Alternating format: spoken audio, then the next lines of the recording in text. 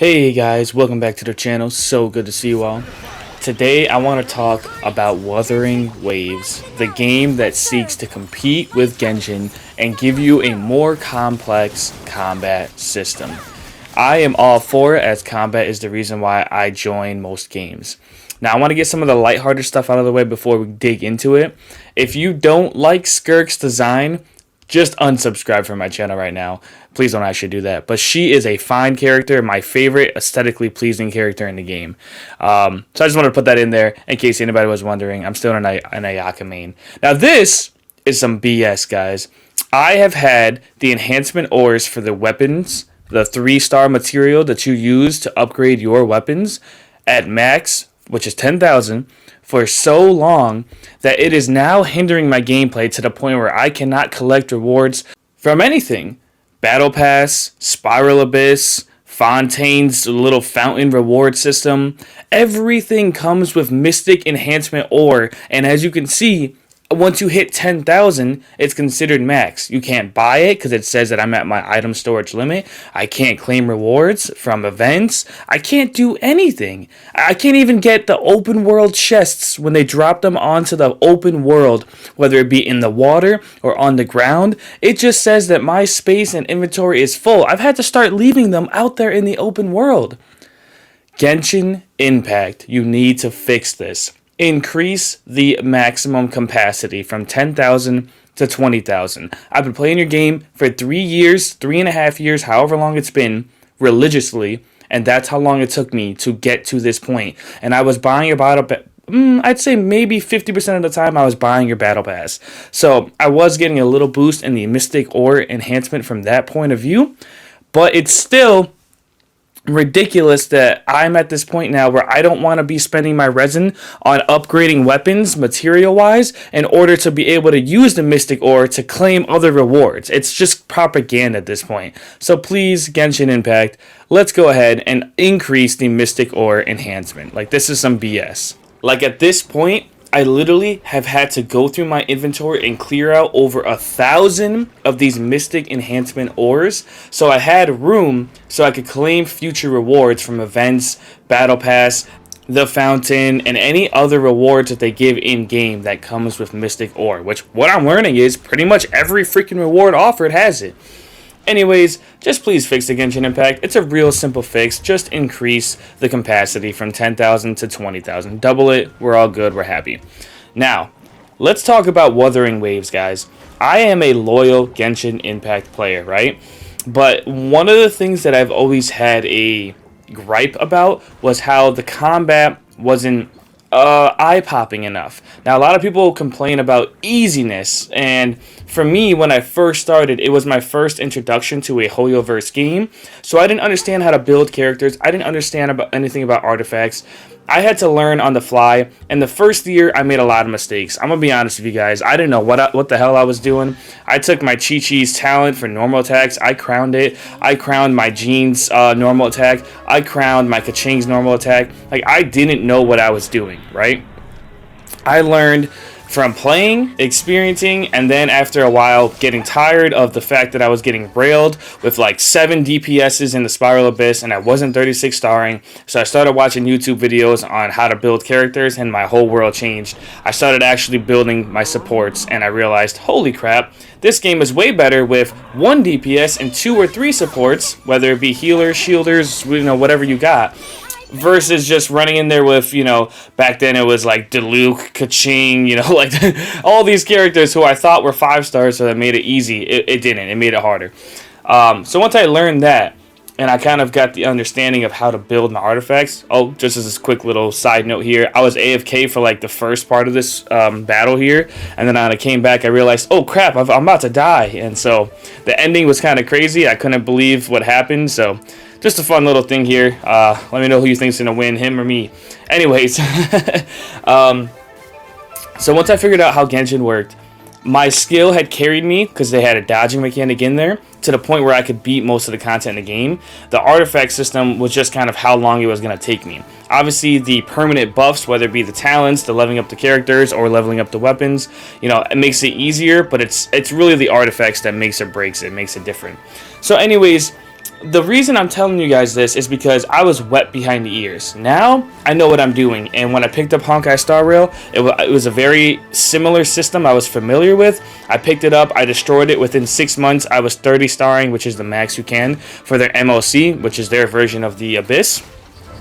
And I knew what characters scaled on, what artifact sets to go for, which characters were buffers, which characters were DPSs, sustainers, preservation, and then obviously, I'm trying to remember the terms because I haven't played in a little while now, but you get the idea. I knew what to do and how to build them, and so my skill naturally carried me along because I've always played games that were skill intensified and reliant on how much you can handle and your kind of reaction time, your strategic abilities, things like that, right?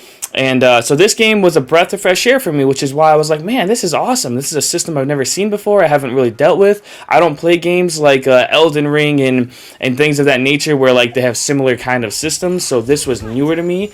I really was drawn in by the fact that it was an open world and it was anime style, which I was very into at that moment in time because I was playing a gacha game that was anime style with a semi-open world kind of system. It's a game that's called SAOIF, Sword Art Online Integral Factor. Basically, it was a combination of all the Sword Art Online like season 1, season 2, and I guess it's really just season 1 actually. It's when they're actually in Aincrad. But long story short, it's a combination of everything that happened in there in all kind of different iterations, but with all characters from the show actually in Aincrad and a different take on the story, but follows the same similar path. It's really fun. But it had horrible gacha rates, and it just made me upset. And the open world that they offered was fun, but it was small. It's a mobile game after all, and they had to try to offer 100 floors. So after the first 13 floors, they cut it and started skipping, and they were like, all right, the floor 1 through 13, all right, here's 15, here's 20, here's 25, here's 30. They started skipping like that. So I was feeling kind of cheated, and so when I saw this, I actually didn't even play it on day one. What ended up happening was I was in a Discord with my guild, which is, oh my god, Genshin, please add guilds. You literally have an adventurers guild built into the story from day one, and a lot of the content is surrounded around the adventurers guild. It'd be so easy to add an adventurers guild and have a 30-plus man team that, if nothing else, if we don't even fight combat, like, guild bosses or raids or whatever, at least we have companions that we can share something similar to and have a more enticing reason, whether it be from rewards or just having people to talk to want to come back and play your game. It's so simple. Add guilds, please. Hashtag add guilds. This is ridiculous. Anyways, I was talking with my guild in the Discord, and I guess the game had just released, and they were kind of posting about it, and I didn't know what the heck they were posting about, so I ignored it for a few days. And then when finally, I'd seen a lot of people were talking about it and showing pictures and screenshots and asking questions, I was like, bro, what is this game? So I looked into it. I was like, oh, this looks kind of cool. You know what? I'll give it a try. I never went back. I played it on the 3rd day of launch in 1.0, and I've played it every single day since, right? And so the reason why I'm bringing this all up, and I want to kind of wrap a bow on it here because I want to talk about Wuthering Waves at one point, is the game that I have been playing religiously has let me down, right? It's not necessarily difficult, especially if you have a favorite character and you're very disciplined like myself. What I do is I do the Welkin Moon, right? And sometimes the Battle Pass. So at most, every month it's $5 when the Battle Pass rolls around, 40 days, month and a half or so.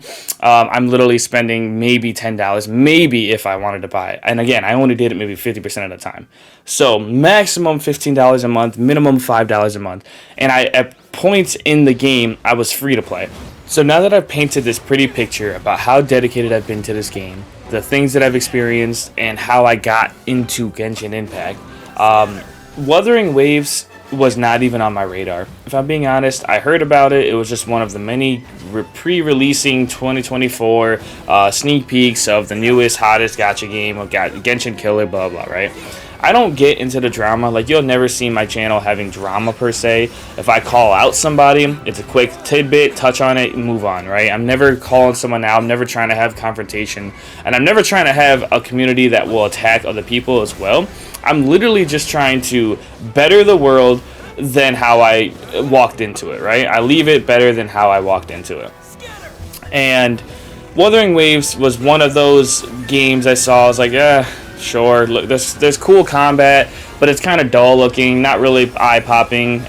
Not really my style. I don't like the gun blazer, gun slinger kind of combat. And luckily Genshin doesn't really have many guns, so that's one thing I'm thankful for.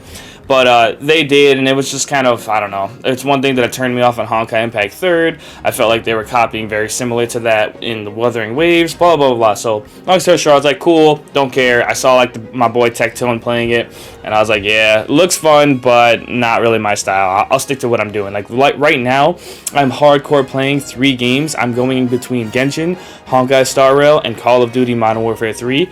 And I've been like literally there's no time to do anything else gaming wise. Like I already have my life excuse me, from the beginning of the day, from when I wake up seeing my kids or working, until the end of the day when they go to sleep. That's when I get my time to game, and I don't have enough time to be picking up different types of games. The maximum I can hold on my plate is 3 at a time. Now luckily Call of Duty is dropping off a little bit. I'm thinking about dropping Honkai Star Rail as well.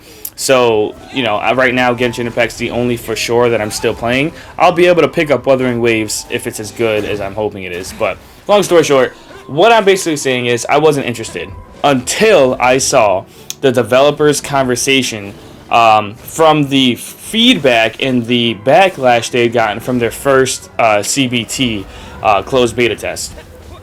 I was shocked. Now, I knew that it was staged, and I knew that there was going to be, because they were trying to show the community that they had made corrections and changes, I knew that it was going to be a level of, like, faked-ness, but at the same time, it seemed like they were genuine questions, at least at the bare minimum, from the people, even if they're reading from a script.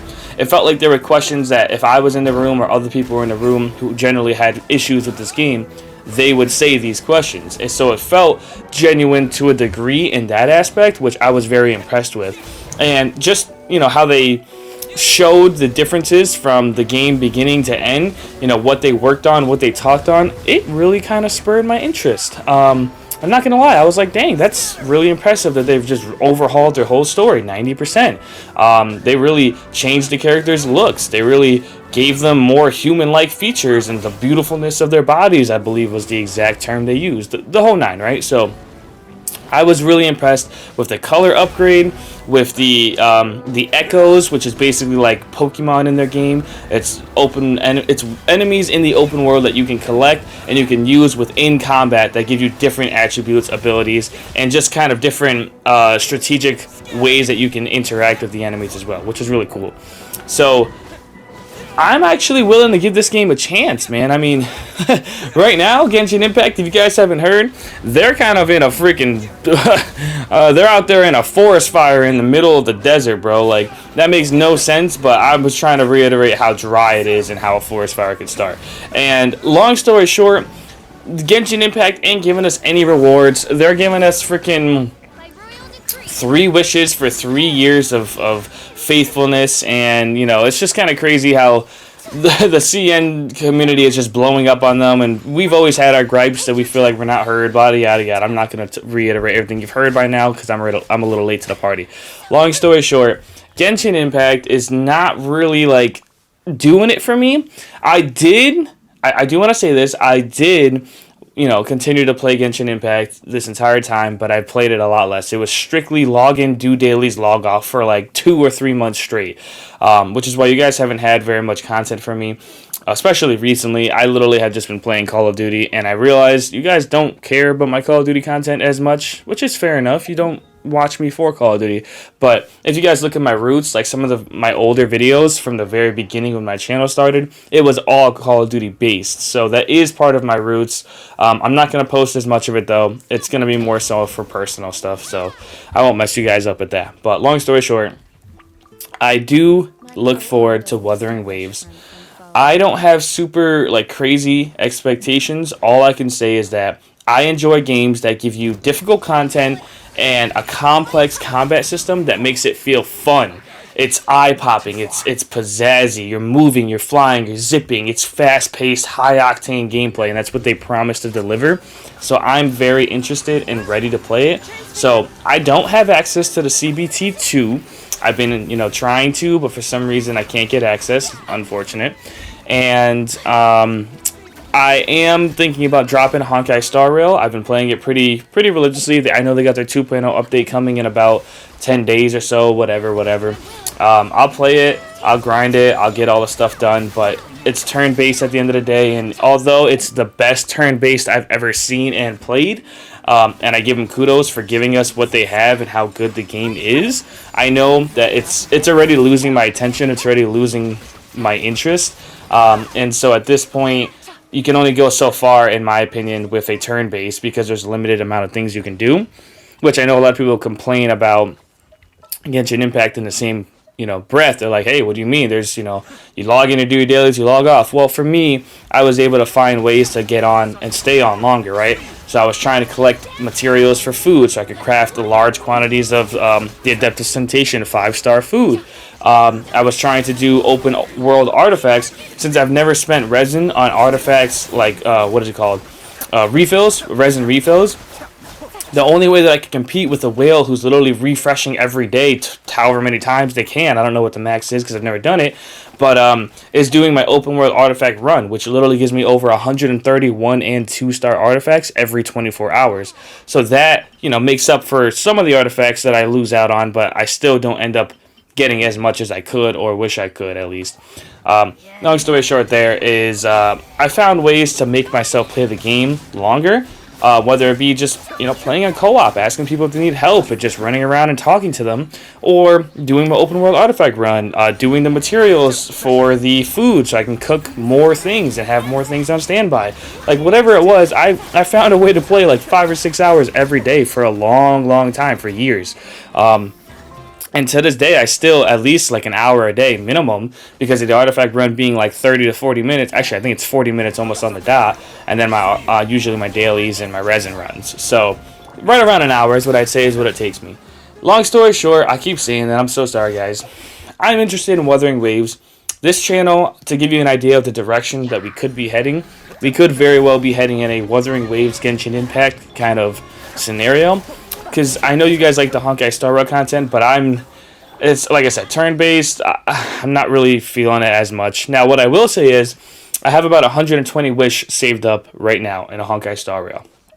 And I'm looking forward to pulling for Imbibitor Lune, because he's what I need to kind of like top off my account. I've already done some pre-farming for him. I've already got some artifacts down for him. He is ready to go on my account on day 1 when 2.0 drops. I'm glad he's getting a rerun, because I am going to get him. What I would say with that is, once I get him, I already know that Acheron is coming in 2.1, because she has been drip marketed. And what I would say about that is, with Acheron coming, knowing how they treat all Raiden or Raiden lookalike characters in their world, I know she's going to be powerful. The problem is she's Nihility, and I don't use Nihility characters because I don't like the DOT kind of concept. I just strayed away from it, to be honest. So I haven't pulled like Kafka, I'm not pulling Black Swan, and if Acheron ends up being DOT, I'm going to be sad, because that would have been a character I would have liked to pull, but I feel like I'm going to be sad no matter what, because she's probably going to power creep Dan Heng and Imbibitor Lune, and I waited all this time for his rerun to pull him, so that kind of sucks. But either way, I'll do some content of that on the pulling, because it is all, I'm 100% free to play over there, so that's a lot of wishes for a free to play. I will do a video on that. I will do a showcase. I know I said I would do a showcase to Ron May, but I ended up needing to wait like a full week and a half before I could actually get her leveled up to max. And by that point, Ron May's banner was gone and the hype was gone. And I'm like, bro, you know what? I'm not doing a video, whatever. It's so annoying being free to play, trying to get materials to level people up. One thing that I will say about Genshin Impact, giving you guys a nice little heads up about where this channel is heading, 4.6, okay? There are rumors, I've had dreams in my head, okay, that 4.6 is going to be the best and the greatest patch in the history of Genshin Impact in terms of value for a free-to-play, for value for a veteran, for anybody. I have heard rumors and I have heard dreams in my head saying that we are getting triple banners, and we are going to get in this 4.6 patch, this dream that occurred to me, said Neuvillette, Farina, and the Knave, Arlecchino, are coming. Are you freaking kidding me? No matter who you pull, no matter what weapon you pull, you're coming out with a god-like character. Like, literally no matter who you pull. Because I've already heard and had these rumors and had these dreams about how Arlecchino is going to have the greatest and the strongest normal attack and charge attack in the game. Neuvillette, we already know, is soloing in the Abyss on one side, which is ridiculous at C0. And we already know that... what's her face? Farina is a top 2 character in the game, especially for the buffing aspect. People go back and forth between her and Nahida, so I guess it's a heated debate there. But either way, for value, if I was starting Genshin, this would be the best banner in the entire world. And if you haven't started saving yet, I'm telling you, you got 3 months, you got 6 weeks for each patch. So we're 2 patches away because 4.4 is coming in about 3 days. So you have 3 months to save as much as you can, free to play or not. And I highly recommend, mark my words, I highly recommend saving what you can right now. Because that is the best banner that Genshin Impact has ever seen, if my dreams have come true. Now, what I will say is, to get back on track with my own wishes, I have, I believe, 435 wish saved up currently right now as we speak. Obviously, I'm not free to play. I do buy the Welcome Moon. Battle Pass every once in a while comes here or there, but it's usually just Welcome Moon, right? I've been saving for over 5 months already. I will wait until 4.6, which is another 3 months from now, and at that point, what is that? I'm gonna have saved for about 8 months. So my goal is to have, you know, with this Chinese New Year update, with the Year of the Dragon and all these rewards they're gonna give us. I heard we're gonna get a lot of good stuff from that. So I'm hoping to get, with the new area as well, 70-ish wishes total from that whole thing. That would be beautiful. So the duration of the whole 6 weeks is what I'm talking about, not in one shot. And then that would put me at 500. Then I just got another 6 weeks to save as much as I can. I'm hoping to be like 550, 600 wish by the time that a banner comes. Because here is what we are doing. We're going to go crazy in that banner, okay? I am going for C0 R1 Neuvillette first. I need to lock him down because I've pre-farmed for him, and I've pre-farmed to make sure that on day 1 that I have him, he's level 90, max talents, artifacts set in hand, and I can do a DPS showcase, right? I want to do what I did of Jingliu, have her pre-farmed, have everything ready to go, so I can actually see what her potential is right now with a so-so artifact set in place. Then, I'm convinced I need to get Farina because I knew that she was going to be a good buffer for Neuvillette, but I didn't pull for Neuvillette, so I didn't want to pull Farina, and now I regret it. I wish I did. So I'm going to pull for Farina. She's going to be C0, and I'm not even going to get her weapon because I have an R5 Festering Desire. And then we're going to go back to Neuvillette, and we are going to pull as many constellations as we can to C6 him eventually. I know, it sounds crazy, but hear me out. Right now, we have 435 wish already right now, right? We'll say on average, it's going to take 80 pulls to get a 5-star, right? So 8, 16, 24, 32, 40, 40, right? You get what I'm saying, right? So 5 to 6 5-stars depending on the refund system and all that, right? What I'm looking at is I have 75 pity right now with a 50-50. So within the next 5 wishes or less, I'm going to get a 5-star. And obviously it's a 50-50. So even in worst case scenario, I lose that, another 80 wishes, then I get C0 Neuvillette. That's still going to put me at about 350 wishes, right? Now, worst case scenario, I go into the weapon banner and I lose all 3 50-50s, go to max pity, 8, 16, 240. You're talking about 240. So 240 minus the 350, that still leaves me with 110 in worst case scenario. So I've gotten C0 Neuvillette. I've gotten his weapon, worst case scenario for both. Now I go over to the Farina banner with 110 wishes saved up and whatever refunds come from, you know, my 400 plus wishes I've done at that point, or 300 plus wishes I've done at that point. That pretty much almost guarantees Farina. So at bare minimum, I'm walking away with C0 R1 Neuvillette and Farina at C0, like bare minimum guaranteed right now, and that's without accounting for all the wishes for the next 3 months, from the welcomes for the next 3 months, and the open worlds, you know, because they're going to release the 4.4 area extension for Leeway and Fontaine, and we know another one is coming for Fontaine, because they're limiting how much that we can level up the statue, and for the little fountain reward system they have over there. So bare minimum, I'm walking away with that. My goal on that banner is going to be like C2, C2 Nouvellette. And if I get lucky and get higher, great. But I'll most likely be waiting another banner for him to get C6. But he is my next character I am C6ing. And you better believe that when I get him C6, and even when I get him C2 and all that good stuff, we are doing a damage showcase and comparing him with Ayato. I honestly think in co-op, I'm going to be running around with my C6 Ayato and C6 Nouvellette as my duo co-op team, just for fun, till I never stop destroying with my Hydro Pump and Hydro Slashes.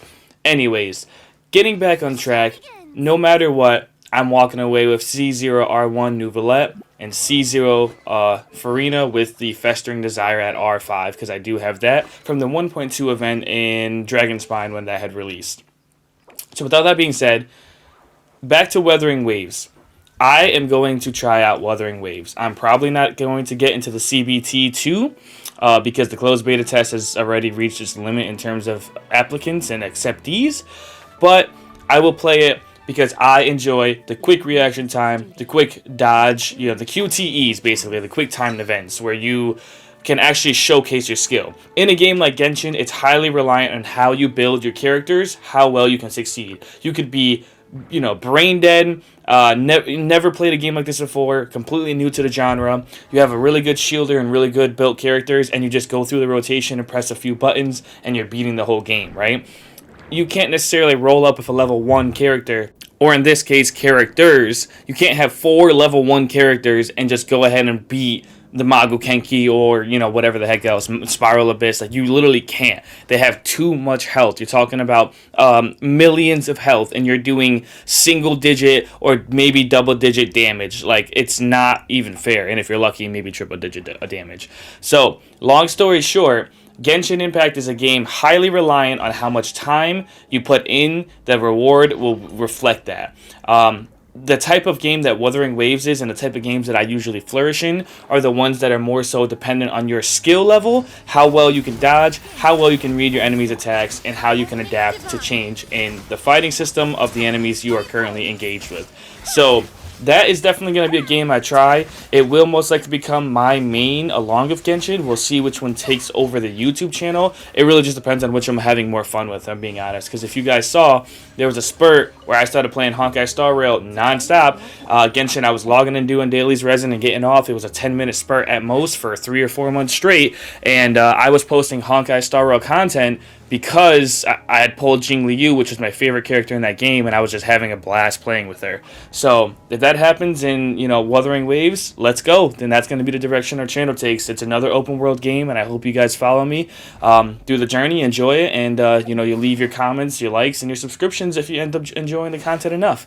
If not, I understand, man. There's a lot of channels out there. I get it. But, we grow slowly, one person at a time, so never feel like you're insignificant. You subscribe, I appreciate it. If you don't, I appreciate your time and effort that you put in to at least listen to me blander. So, alright, man, I've talked for a long time. This is the longest video I've done in a long time, half an hour. But I do just want to end this with Wuthering Waves has my attention, and the direction of this channel will be potentially changing depending on how good the game is on release, whenever that is, because nothing is obviously confirmed yet. I think I'm going to call it here. I am so grateful for every single one of you. And if you've made it this far, leave a comment. I don't know, let's say watermelon. Just so I can know the real people who actually ended up watching the full 30 minutes. Because I'm assuming most of you won't. Because, speaking of my fiance specifically, her attention span is kind of, what. She's even admitted to me that even if a video from me is over 2 minutes, she has a hard time staying, in the video, paying attention and being engaged with whatever's happening. She starts to wander off or look around or just not really pay attention. So I get it. Attention spans are a real thing. Just the last little side note here. My fiance is the luckiest you-know-what in the world. I just had her pick up Genshin Impact today again because I told her about 4.6, and she literally pulled Raiden with less than 20 pity. How do I know? It wasn't because of her history. Her history was over 6 months since she had last played, so it said that she had no history. It was because the last time she played, I told her just to pull for Kazuha if she wanted him because he's the best buffer in the game and only runs once per patch, usually at the very end, is how they get you. She pulls and she gets him with like 30 pity. She drops the game, doesn't play again, doesn't even level him up, comes back today, pulls rated in less than 20 pity. I'm like, what the flip is going on with your 50-50 returnee luck? She did this crap with Ayaka, Kaching, what's her face, Yao Miko. Now she's done it with this character, Raiden and Kazuha. I'm just like, bro, you got the greatest free-to-play 50-50 winning luck I've ever seen. Like, this is some BS. So, a little bit jealous of her, but at the same time, I'm really happy because now her teams can actually be built. Like, before, the team she was running Zhao in the Abyss. And I'm sorry, but a 1.3 character in today's Abyss just ain't cutting it, especially since he ain't getting any energy recharge during the duration of his burst, which lasts for freaking ever. It's just ridiculous. So, I literally now, like, she has basically the national team put together with the Raiden in there. That's going to be insane. And then her other team is, I believe, if I'm remembering correctly, it was Ayaka, Diona, Yao Miko, and then Kazuha. Like, it was just absolutely slapping the content. I actually was able to clear the first 3 floors of the Abyss, although I was struggling on floor 12, so I didn't even really try, to be honest. But I was like, man, like, you haven't played since however many years ago, and you're still out here clearing 3 out of 4 floors with 3 full stars. Obviously with my playing, because I had to play it for her. But you get what I'm saying. Like, you got a decent account. Anyways, like I said, comment watermelon if you made it this far. You know what? If you made it this far, watermelon. Oh, Jesus, watermelon.